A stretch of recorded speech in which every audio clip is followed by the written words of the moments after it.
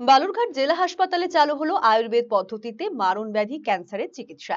বুধবার একটি অনুষ্ঠানের মধ্যে দিয়ে আয়ুর্বেদ ইউনিটের উদ্বোধন করেন জেলা মুখ্য স্বাস্থ্য আধিকারিক সুদীপ দাস, স্বাস্থ্য ভবনের ডেপুটি ডিরেক্টর তাপস রায়, জেলা হাসপাতালের সুপার কৃষ্ণেন্দু বিকাশ বাগ সহ অন্যান্যরা।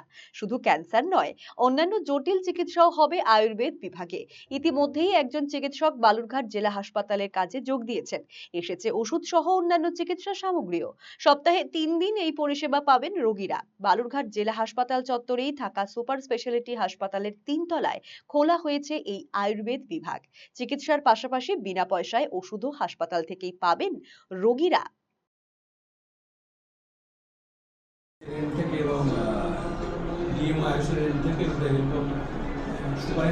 এবং আমাদের যারা আয়ুষ মেডিকেল অফিসার আছে সবাইকে ধন্যবাদ। আরও ভালো লাগলো শুনে যে এখানে আয়ুষ সেট আপটা অন্যান্য জেলার থেকে রিলেটিভলি বেটার, এটা শুনে একটু ভালো লাগলো। আমার মনে হয় it's a challenge for Ayush doctors and যারা আমাদের মেনলি আয়ুষ ডক্টরস, যে আমাদের যে মডার্ন মেডিসিনের সঙ্গে সঙ্গে এই মেডিসিনগুলো আছে সেইগুলোকে মানুষের কাছে গ্রহণযোগ্যতার জায়গায় আরেকটু নিয়ে যাওয়া। যদিও আমরা সবাই কিন্তু জন্মানোর পর থেকে প্রথম যে ওষুধটা খাই সেটা কিন্তু তুলসী পাতা মধু, জ্বর ঠান্ডা হতে পারে, জন্মানোর পরে প্রথম ওষুধ হচ্ছে ওটাই।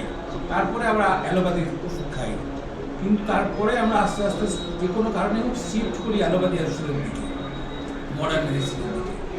এই যে আস্থাটা পুনরুদ্ধার করা, এটা কিন্তু একটা বিরাট চ্যালেঞ্জ আমাদের কাছে। তাহলে মানুষের হেলথ অ্যান্ড ওয়েলনেস যে কথাটা বলছি আমরা, সেটা কিন্তু অনেকটা ডেভেলপ করতে পারি। এবং হেলথ যদি ডেভেলপ করি, আমরা এটাও জানি হেলথ ইজ ওয়েলথ। হেলথ ঠিক থাকলে বাদ বাকিটা অটোমেটিক্যালি হবে।